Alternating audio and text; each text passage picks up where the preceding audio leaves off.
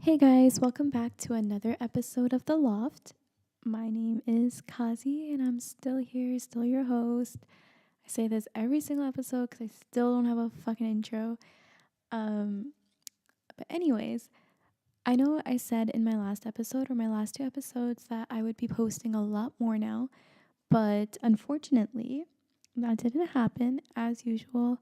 I ended up actually hospitalized for a while and just a bunch of stuff happened, which I'll get into later on in this episode. But I have been working on I have worked on a few projects since I've been away as well. I worked with AK Amazing. A lot of you guys probably know him. Um, we did a Kardashian parody. I played Kismet Core on there. You guys might have seen that. Also did a few videos with J.Scene, all really cool guys, super fun to work with, super easygoing, all great experiences as well. I would love to do more with them. Um, let's see, back to saying a lot. Also, if I start to sound like a little out of breath, it's because I'm still pretty sick and I'm recovering still. But in this episode, I'm basically going to rant about Abbotsford's hospital system and what I've noticed from being admitted in there for a while. It just kind of blew my mind with how they treat people and how they don't really, I don't want to say they don't do their job because obviously I don't know what a nurse's job description actually, like, I know what nurses do, but I feel like they weren't doing enough at that time, which I understand they have like a lot of shit to do and everything, and I respect them, but some of them are kind of assholes. Like, I don't know how else to say it, but they're assholes. And also, like, some of the doctors in there, they're very rude and just don't have, like, I feel like they don't have any sensitivity training maybe or what it is, but they're they're just rude. And especially if you're younger and you don't have a parent there with you, they totally take advantage of the fact that you're there by yourself and you're completely ill and you can't stand up for yourself or anything. But that being said, I did have two awesome nurses and thank God that they were there. Also, super thankful for my mom because if she wasn't there, I would have just, I don't know, I probably wouldn't be here today. Um, I know that sounds kind of extreme, but I'll get into why I was in that situation. Also, I am going to be doing video. I have almost everything set up. We're just waiting on proper lighting. I really want it to be pinkish purplish, and for some reason it's so hard to find like the type of LED lights that we need. Found some red ones and they were so whack. They ended up burning out within an hour. At least one of them did. So I couldn't even use that. So now we're back to finding purplish pink ones. I don't know how to describe it, but it's going to be kind of like a Travis Scott kind of pink. That's how I explain it to people, and usually they get what I'm talking about. And yeah, and then I'm going to have, sorry guys, I get out of breath sometimes. The album covers that I have on my wall, and we're going to have a table set up, and we might have beanie bags to sit on, or I might just get normal chairs, like seating arrangement stuff. But you guys will all see that when it comes out. I'm going to start filming on a Sony RX100, or I might just stick to an iPhone since they're so easy to use and it'll be so much easier to edit. And I don't know, maybe even the next episode might just be filmed on a MacBook until then, because I don't know, you guys want video, so I can't keep holding that back, I guess. But yeah, I'm hoping I can like get back on here. I have a few more projects I'm working on. That's another reason I've been away, because those end up taking a lot of my time. And yeah, and and the people that I have done projects with already are supposed to be on the podcast as well. It's just really hard finding time to fit everyone in, and then because they're also content creators, it does take some time because of everyone's schedules. And also, I feel like I'm the only one that lives in my town who's willing to create. So I have to drive out or they have to drive to me. And it takes time for that as well. And I haven't been allowed to drive until yesterday. So that's cool. But now that I can drive again, I guess I can drive out to like van and stuff. So that's that. Yeah, so let me get into what happened. So basically, in September, I ended up doing something really retarded. I know that's not politically correct to say, but whatever. I did something really retarded and I walked all the way from one end of Granville to the other without a jacket or a coat or anything, and I thought I would be fine. And the reason I did that was I thought I was doing it for a good reason. But now that I think about it, I'm like, honestly, it was not worth all the shit that I had to go through.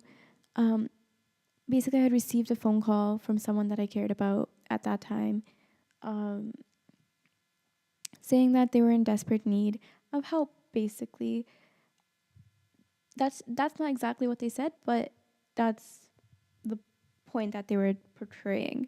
I don't want to say what they actually said, but whatever. And they told me to come there and help them, and I was like, okay, I'm coming. Well, actually, they weren't even that nice about it. They're like, you're a fucking bitch. You got to come here and fix this. This is all because of you. And I'm like, oh, okay.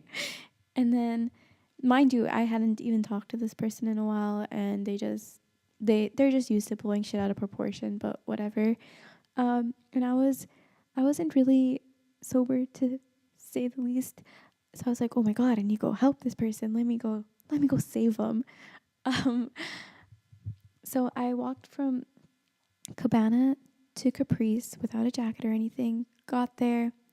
I guess they thought it would be funny to prank me, or I don't know what they were doing or what they thought they think is funny, but I got there, no one was there. So now I had to walk all the way back. And during that time, I caught a sinus infection. And I was just like, okay, like, that's not a big deal. Like, people get sinus infections all the time. And, like, it's that time of the year. Who freaking cares? So then I ended up not getting any better. So I went to a walk-in clinic. She prescribed me antibiotics. And I took them, even though I kept telling her that I didn't want to take them. Because every single time that I would get antibiotics, I would end up feeling way worse and nothing would ever work. Like, I would never be cured from them. Just like those little advertisements that we used to see when we were kids, not all bugs need drugs. And that's true.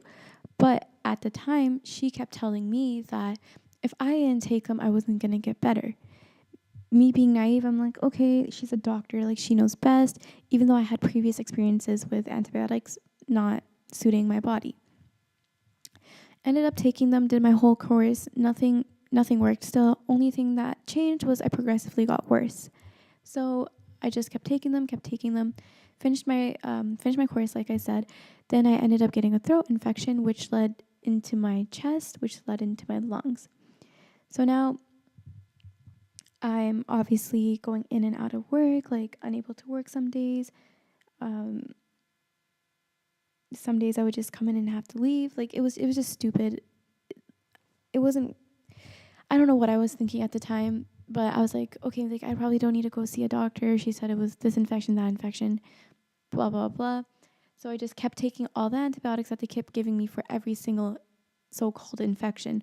So I did a course for sinus, I did a course for throat, I did a course for chest, and then now the stuff was like in my lungs. So then I started getting excruciating pain in my back, like where my shoulder blade is, and in the front of my chest.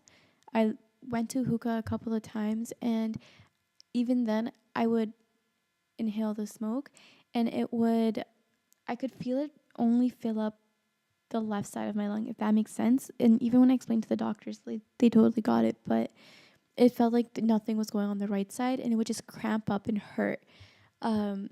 So of course I stopped going to hookah and everything as well, but I don't know if that may have made it worse or something. They never said it did, but I feel like it may have played a factor. So I went and got to the hospital again and got x-rays done and everything, and they said that they found shadowing in my right lung. And now she tells me that, oh, it's either the end of pneumonia or the start of pneumonia. Now, she's going to give me another set of antibiotics for this. And I was just like, no, like, listen, I'm not taking any more of these. I've been on these for 2.5 months now. Nothing's working. You guys just keep giving me medication. And I've used basically all my money on medications now. Like, this is not cool. Whatever.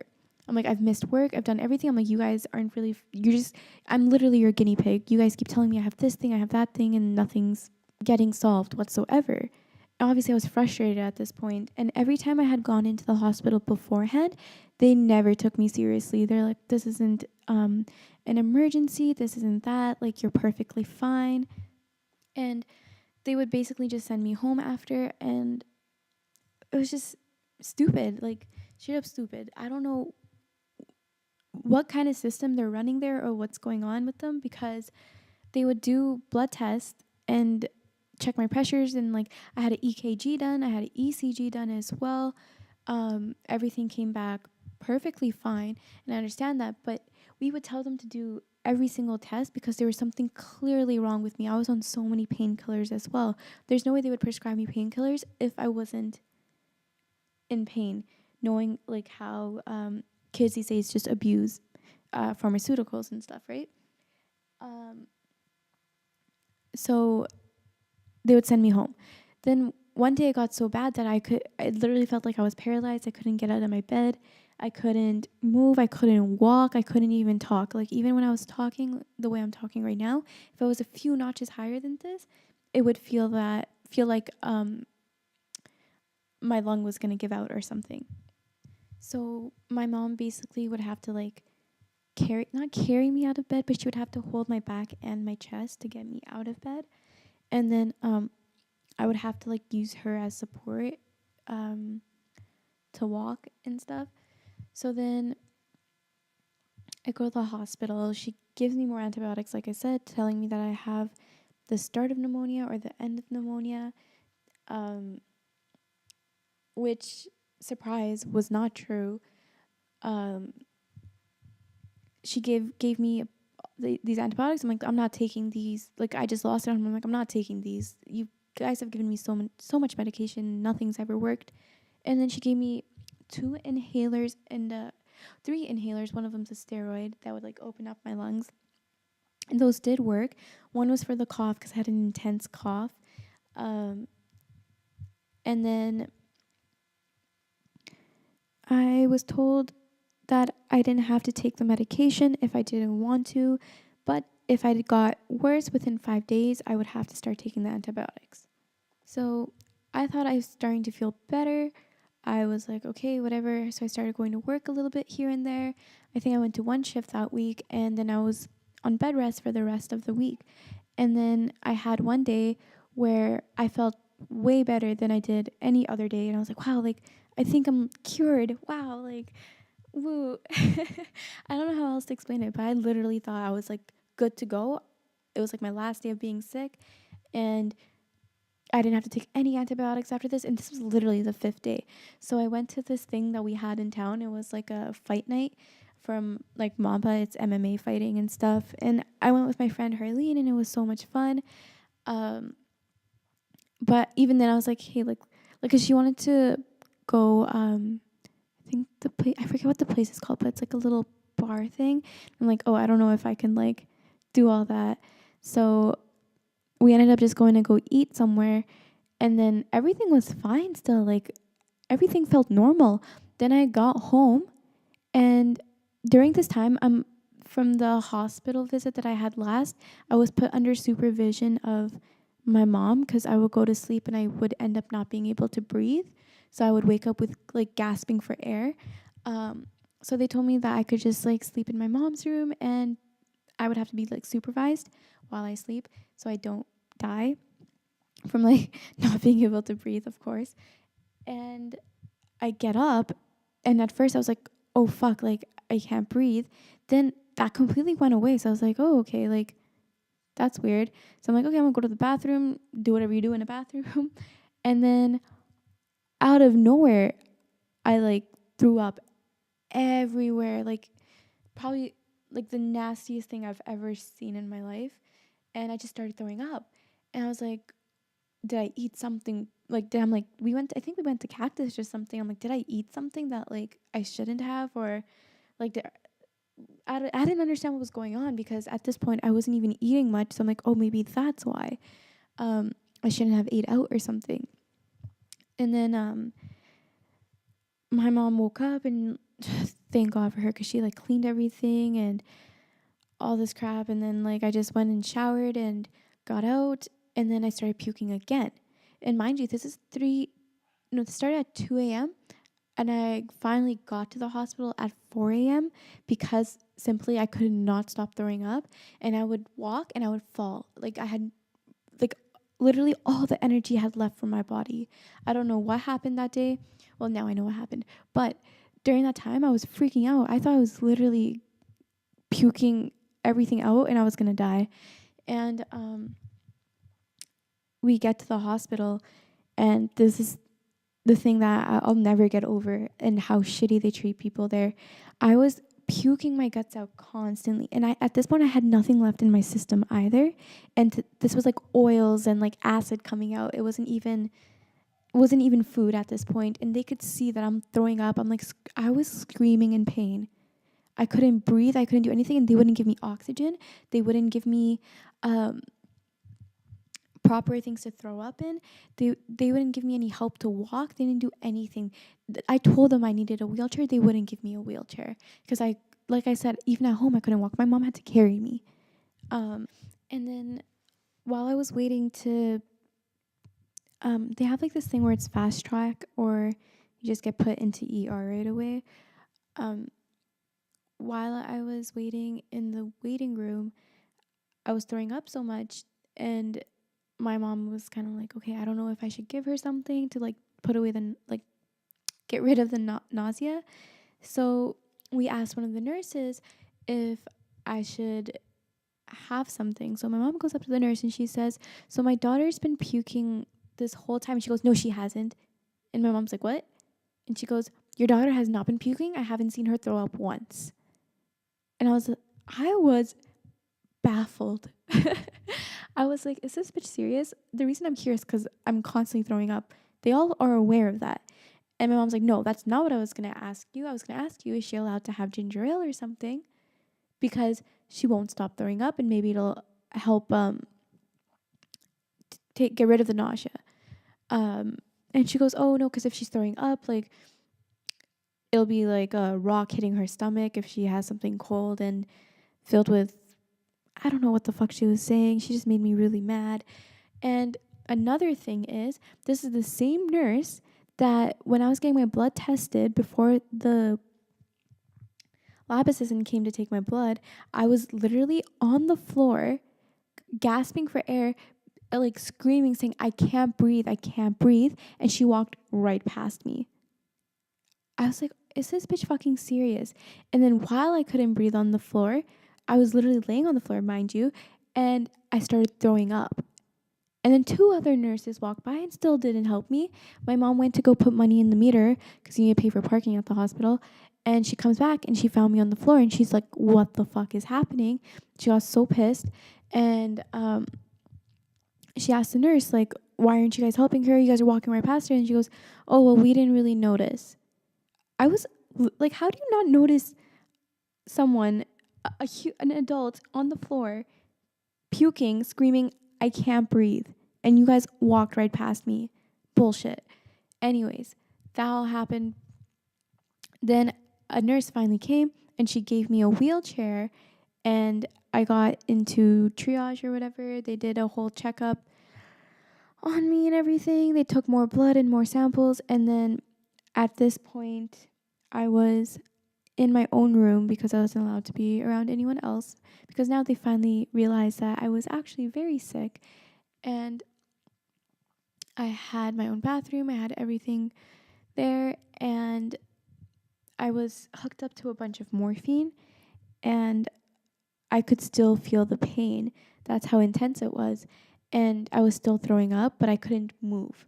So I'm laying in this hospital bed, and if I had to throw up, I had to like be pushed to my side, and then I would have to puke into like a bucket. Not a bucket, it's like this thing that they give you. And so I was in there for a while, and I was screaming again for help because, well, my mom was there, but there wasn't much my mom could do, and then they didn't want her to touch me too much because they weren't too sure what was going on. And at this point is when I started passing out.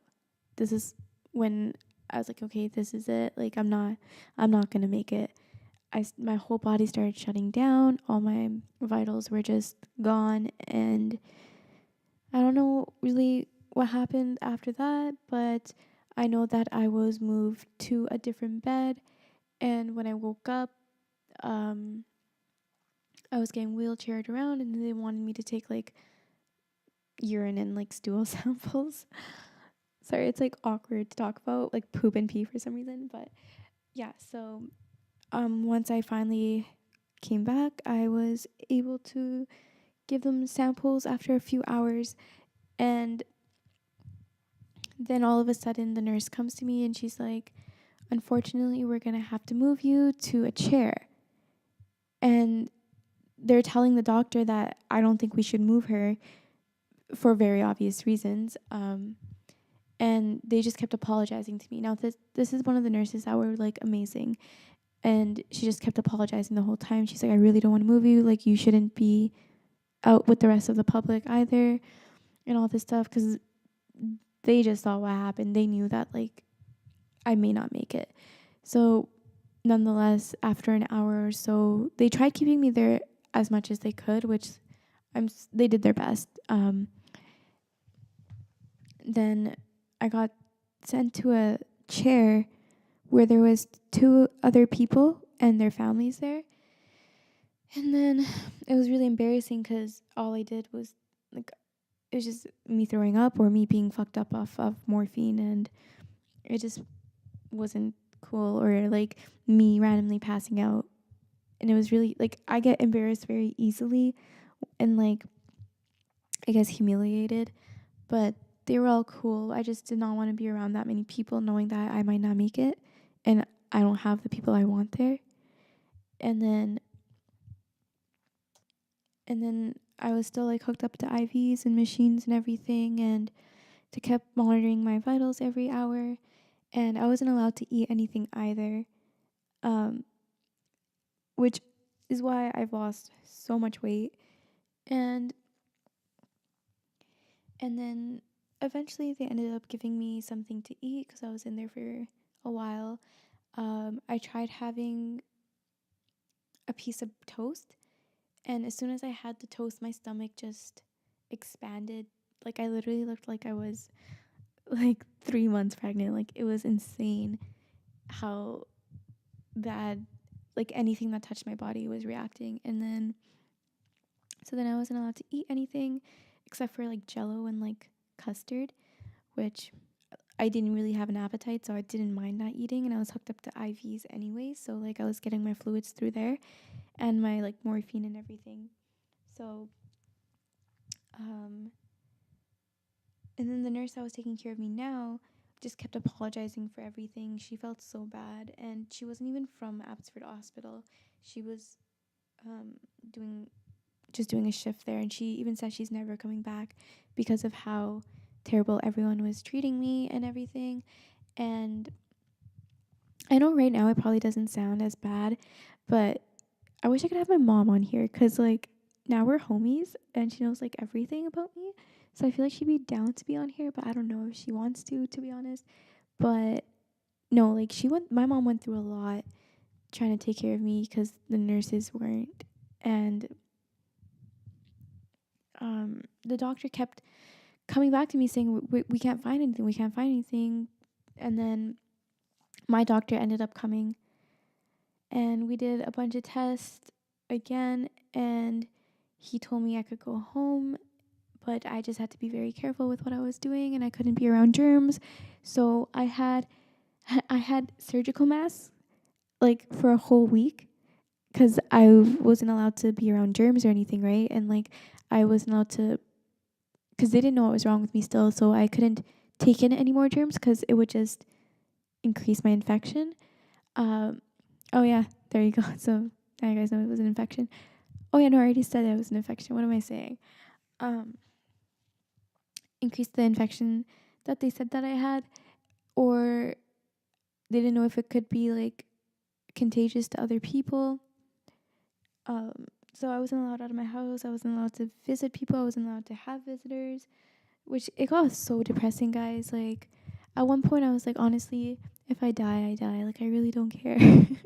Like I laugh about it now, but it was so bad. Like knowing that the people that I wanted to be surrounded with, I couldn't even be around because it was a hazard for my health.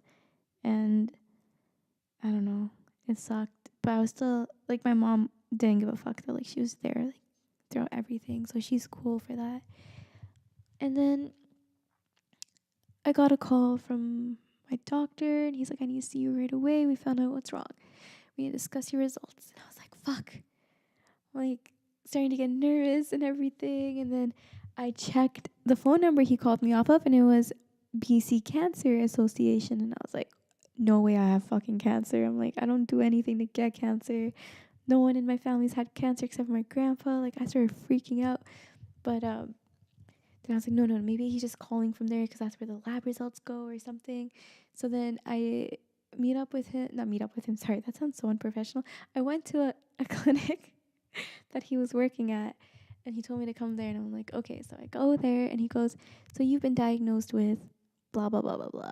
And he's like, you need to listen, like, this is very serious, like, it's life or death, like, a lot of people end up dying from it. And I started, like, I wanted to cry, but, like, big girls don't cry, right? So, kidding. But yeah, no, I wanted to cry. I was so upset, and I was just thinking back, and I'm like, well, how did this happen? And he goes, well, it's usually only found in old people, and it's when they're nearing like the time that they're gonna die, and then they catch this, and then it's what takes their life away and stuff. And I'm like, oh, great, I have an old person body. That's what I got from that. And then he's like, or it's from antibiotics that have been given to you, and it's completely cleared out your intestines and everything of and your stomach of any good bacteria to help fight off the infections. And I was like, what? What do you mean by antibiotics? I'm like, you mean the fucking antibiotics that you guys kept giving me? He didn't give me any antibiotics, the other doctors. I'm like, you mean all the fucking antibiotics that they've been giving me and I've been begging them not to use? And he goes, what do you mean other antibiotics? And I'm like, I pulled out my bag, and I'm like, they gave me this, they gave me that, and blah, blah, blah, blah. And I'm like, I kept telling them that this medicine making me feel worse. And then he's like, no, it's like, stop taking these. And then, so I stopped taking them. And then, unfortunately, he had to give me more antibiotics to kill off whatever I had. And it was a 10-day course. And if I didn't pass that 10-day course, I would be hooked up to an IV every single day for as long as I needed. And then, yeah, and then I would end up having surgery to remove a lot of my insides, because that would mean that they were completely damaged and the infection is taking over my body, which it was at that time until I got my IVs in my 10-day course. And basically, yeah, I did my 10-day course. Just found out recently that I will not be needing IVs, but I'm going to be stuck with the symptoms and repercussions and everything of what I got diagnosed. I see, the thing is, I don't know if I should say what I got diagnosed with because it's an old person disease, and I get embarrassed because I'm like, I don't want people thinking I have like an old person body, because I don't. I'm a very cute body, okay? But I don't know. I think I'm not going to say it until later, until I'm like fully good to go. But yeah, I'm going to wait it out, see if I need surgery. If I need surgery, see how that goes. I can go back to work now, but I have to be sitting down at all times, and it's like kind of annoying too. And I can't go back to the gym yet. I can only do mild walks, which sucks because me and Austin, if you guys know Austin, like, we're best friends. We worked so hard to get me actually going to the gym every single day and even get progress. Like, we went to the gym for like 7, 8, 9 months or 7 months, because on the 8th month is when I started getting sick. like continuously every day, and there was so much progress and so many gains. But I lost all that, and that's what makes me pretty sad the most. Not even the fact that I was dying, but like the fact that like I worked so hard to get to where I was at, and I kind of just lost it all because of fucking doctors wanting to give me medicines that I didn't need and constantly misdiagnosing me when they could have fixed the problem when it started. Um, Whatever though, like life moves on, right? You're supposed to be positive and crap. But yeah, so hoping that I can like actually start working out again and then get back to where I was at, because I lost so much weight, guys. Like I weigh the same as I did in high school, and if you guys knew me in high school, I was a little person for sure, and I had just started like finally gaining weight and like turning it into muscle. Like I had a fat ass, and like now I don't even have that. I'm kidding. It's still pretty fat, but okay, I'm kidding. I hope you guys don't think I'm like fucking stupid for saying all that, but it is what it is. And yeah, thanks to everyone who like sent me cute messages so I would get better. And then shout out to Nancy for coming to visit me. Um, the times I was sick and keeping me company. And then shout out to the twins for being so supportive and knowing that I was MIA for so long and like being like understanding and everything. Cause like a lot of like, you guys, when like shit happens like that, you start to realize who's really there for you and like who actually cares. Cause I know there was a lot of people that would tell me like, whenever you need me, I'll be there. Or if if anything were to happen to you, like I would be so worried or anything. And like I could see people that knew what was happening or could see that I was clearly admitted into the hospital for a long time, and they never once said anything. They never once whatever. And the reason I made stories on Snapchat wasn't for attention. It was simply because the people that I work with, I have them on Snapchat and they would see that I'm actually in the hospital, because unfortunately sometimes workplaces do not believe you for being ill, and they it kind of jeopardizes your job. So that's simply the only reason why. And yeah, that's about it. I'll keep you guys updated with that stuff. I guess I have one more test tomorrow to do, and I'm hoping that's the last one. I'm gonna be hooked up to more monitors, and I'll probably Snapchat that. So if you guys want to follow me on Snapchat, that's Call Me Kazi, CALLMEQAZI. Basically document everything on there again, because for some reason my workplace does not believe that I'm dying. Just kidding, I'm not dying anymore, but now they believe me because I had to give them notes and like proof of like what I had, and I'm like, fuck you guys. Just kidding. I like where I work, but it was just not expected. The shit I had to deal with. Anyways, guys, I already know this episode's pretty whack, and it didn't even turn into a rant. It just ended up being a long ass explanation of what happened to me. But fuck Abbotsford Hospital for being such pricks, and fuck all the nurses that let me sit on or lay on a floor, unable to breathe, didn't give me a fucking wheelchair, didn't give me oxygen, didn't give me nothing. I bet if I had all the stuff that I told them I needed and the doctor said I needed, I probably wouldn't have end up in a position where I almost died. But whatever. Shit happens. Dude, guys, I literally thought I was dying. I told my mom to start writing up my will. I messaged like 2-3 people and told them exactly what I wanted on my will. That's how fucked up it was. And ugh, like I cringe now that I think about it. Cause oh god, I don't even know. Oh well, guys, see you guys the next episode. This episode was whack. I don't have energy, guys. That's about it. I'm gonna be working with more people on a lot of other projects, so those will be coming out. And I hope you guys like them. And yeah, bye, guys.